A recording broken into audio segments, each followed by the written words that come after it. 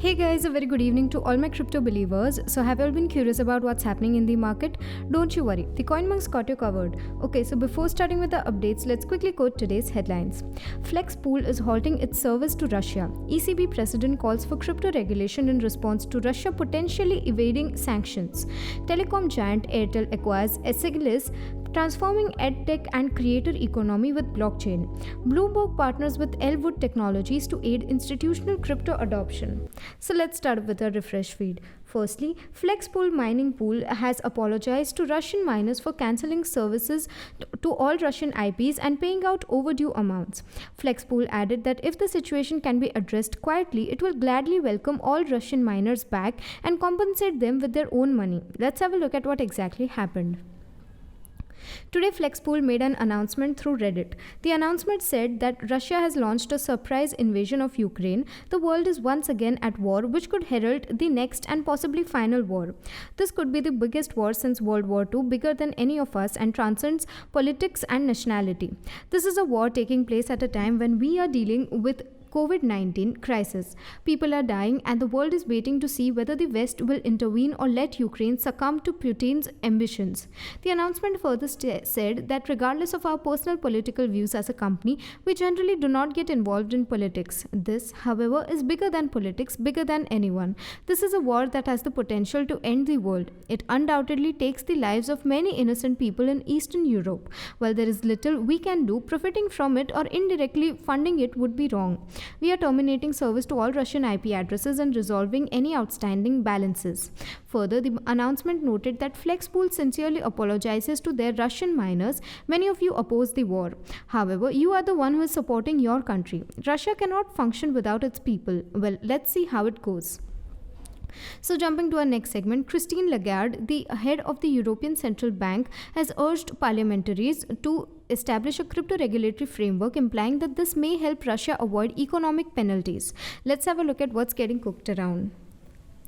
Lagarde said the European Central Bank will decisively and strictly apply the sanctions on Russia imposed by European legislators to reaction to the country's invasion of Ukraine, speaking to reporters at an informal gathering of economic and finance ministers on Friday.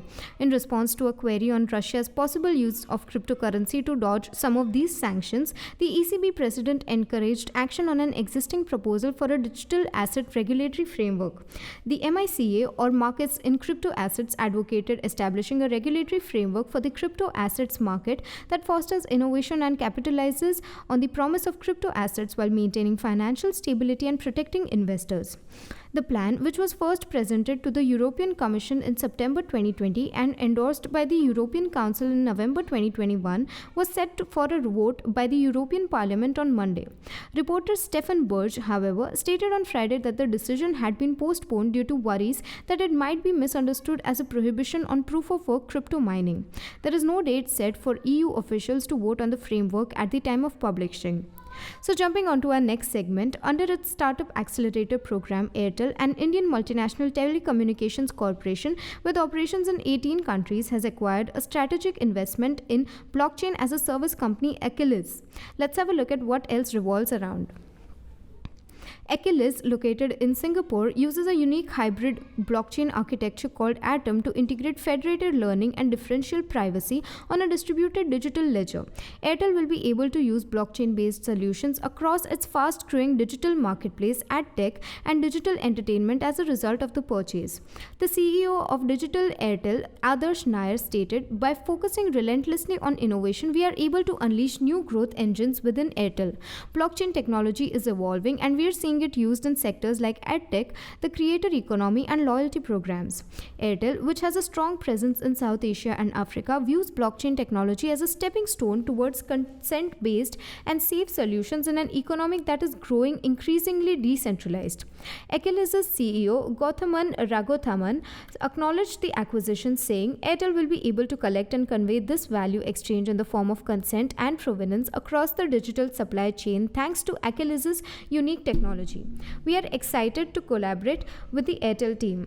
The Airtel Startup Accelerator program supports disruptive technology startups in their early stages. We really hope it goes well and helps in bringing out the blockchain technology in mainstream Indian fintech. So, ending up with our final segment, apparently Bloomberg has teamed with global fintech business Elwood Technologies to make it easier for financial institutions and investment managers to handle their crypto assets. Let's have a deeper dive into this one. Institutional investors will be able to combine Bloomberg's workflow analytics and data tools with Elwood's crypto trading capabilities, according to a release. As a consequence, a unified investing procedure with optimal returns has been created. As a result, customers of the Elwood trading platform will be able to deposit their funds straight into Bloomberg AIM by one-side order management. The crypto asset integration will also be handled through the financial instrument global identifier. Bloomberg's worldwide head of buy-side product, Ian Peckett, expressed his delight at the agreement, saying, "It has always been our mission to give customers with the cutting-edge skills they need to manage their whole financial portfolio in an integrated manner, which increasingly includes alternative asset classes like cryptocurrency," says the company.